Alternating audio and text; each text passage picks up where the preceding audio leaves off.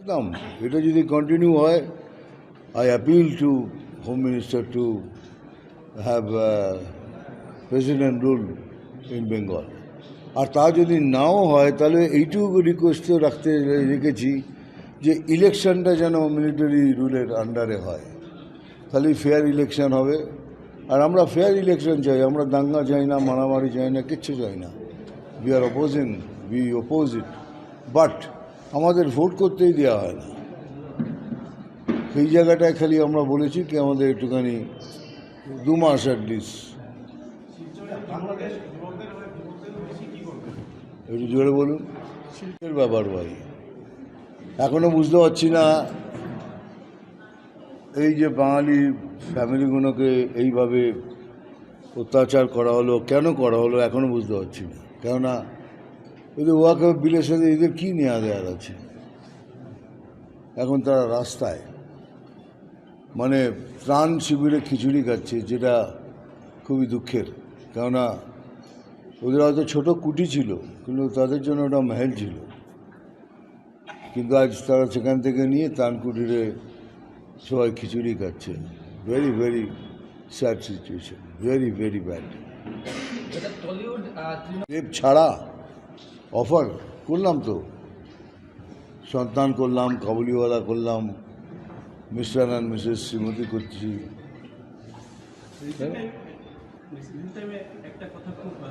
রাজনীতি থাকে, আর যাদের ভালো লাগে না, সত্যটা যাদের ভালো লাগে না তারাই ট্যাপটা দেয়। এখন করছি তো দিল্লি ফাইলস, বেঙ্গল চ্যাপ্টার, দেখুন গায়ে কাঁটা দিয়ে উঠবে সব। আমি দুটো দিয়ে স্বচ্ছ। আপনি হিন্দুতে স্বচ্ছন্দ না পেয়ার যুক্ত কিংবা ডিসকো ড্যান্সারের রিতমে স্বচ্ছন্দ? দুটো আলাদা রোল, দুটো আলাদা ব্যাপার, কিন্তু দুটোতেই আমি স্বচ্ছ ছিলাম বলেই আজ এখানে এসেছি। দুটো জাতীয় পুরস্কার পেয়েছেন 76 এবং 93-তে। 3টে জাতীয় পুরস্কার, আর একটা নিয়ে 4টে জাতীয় পুরস্কার হয়ে গেল। তো এর মধ্যে দেখা যাচ্ছে দুটো হচ্ছে বাংলা, তাহাদের কথা নিয়ে মৃগয়া হিন্দি, মৃগয়া হিন্দি, তাদের কথা বাঙালি, রামকৃষ্ণ পরমহংস হিন্দি। কি ধরনের সহযোগিতা পান না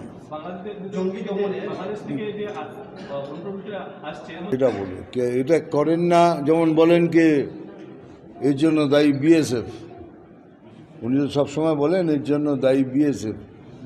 তো আমি বলছি যদি বিএসএফ ধরুন ফেল করলো, বিএসএফ হ্যাভ ফেল্ড, আমাদের একটা করে লাইন থাকে, মিলিটারি অবধি যাওয়ার আগে একটা করে লাইন থাকে, পুলিশ, সিআইএসএফ, বিএসএফ। তারপর যদি বিএসএফ ফেল করলো তো বিএসএফের পরের লাইনটা কি? পুলিশ। তো আপনার পুলিশ কি করছিল? আপনার পুলিশ তো দেখছে, তাহলে সেগুলো তো তখন কি করছেন? আপনি দোষ দিচ্ছেন বিএসএফকে, ধরে নিলাম কি বিএসএফ ফেল করেছে, কিন্তু আপনার পুলিশ তো রয়েছে, তো পুলিশ কেন অ্যাকশন নেয়নি?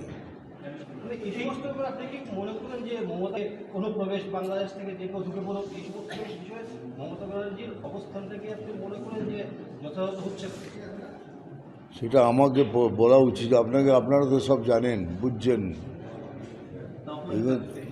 হ্যাঁ, মানে সেটা তো বুঝতেই পারছেন। আবার কি আমি আবার ঝেড়ে কেসে লাভ কি? তো বললাম তো এত স্ট্রং, আর ওখানে দেখে নিন কী হচ্ছে, একটা অ্যাপিসমেন্ট পলিটিক্স চলছে। অ্যাপিসমেন্ট পলিটিক্স ঠিক আছে, সবাই করে, কোনো ভাবে কিছুভাবে করে, এত বেশি হয়ে গেছে যার ফলে it is going out of hand. অসমের সংস্কৃতির বিষয়ে কি বলবেন? আপনি তো আসেন প্রায়। দেখুন, আমাদের সংস্কৃতি খুব স্ট্রং। ভারতবর্ষের সমস্ত জায়গায়, সমস্ত রাজ্যে, নিজের নিজের রাজ্যে তাদের সংস্কৃতি খুব স্ট্রং। যেমন আসামেও ভেরি স্ট্রং। আমাদের বেসটাই হলো সংস্কৃতির উপরে, সেখানে আসামও বিরাটভাবে অবদান আছে আসামের। লাস্ট দুটো প্রশ্ন। আমার ওটা ভুল হয়েছিল, দ্যাট ওয়াজ মাই মিস্টেক।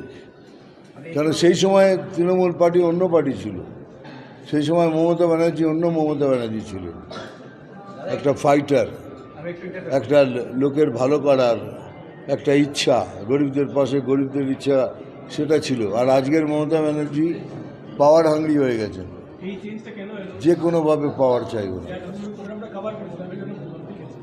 এটা আমি একটাই হয় যে এত নাম করেছি, কিছু দিয়ে দেবো, ফেরত দেবো, ভারতবাসীকে ফেরত দেবো, বাংলাকে ফেরত দেবো।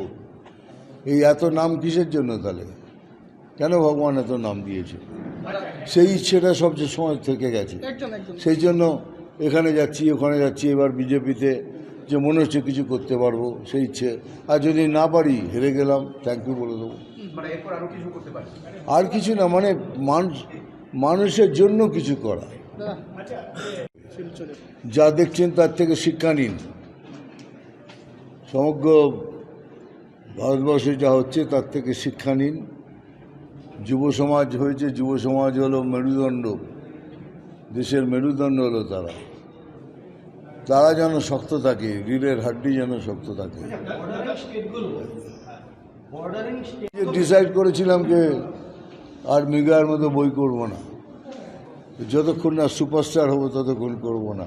কেন, পেয়ে যাওয়ার পর অনেক কষ্টে ছিলাম। তারপর সেটা জবাব দিই। তারপরে দেখুন 93-তে তাদের কথা করেছি যখন আমি নাম্বার 1 সুপারস্টার। এটাই তো বাদ, আমার নিজের ইচ্ছে মতো করেছি।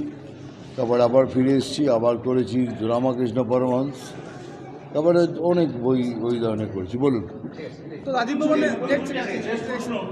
গ্রেট চিফ মিনিস্টার,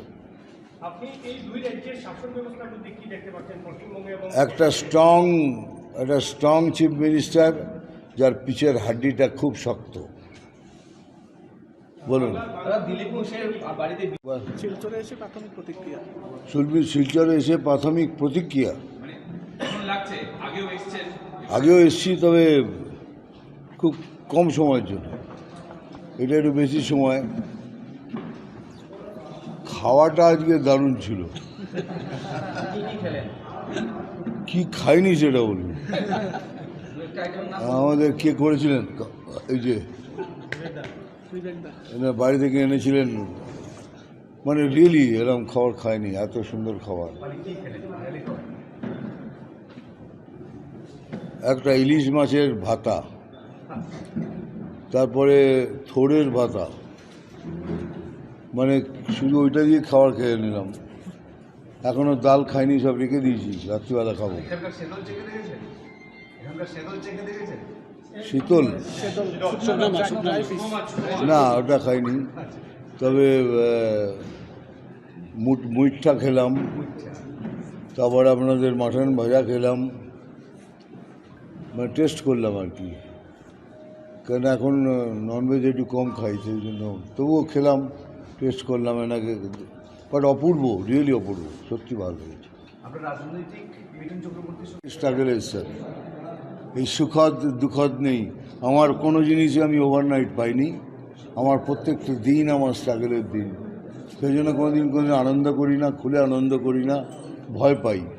যদি আনন্দ করে যদি আবার কাল কিছু খারাপ হয়ে যায়, সেই ভয়তে আমি সমানভাবে জীবনটাকে চলিয়ে নিয়ে যাচ্ছি। সবাইকে ধন্যবাদ।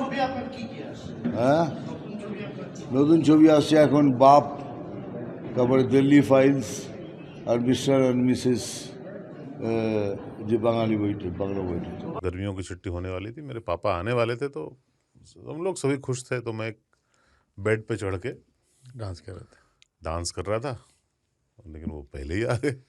फ्रीज।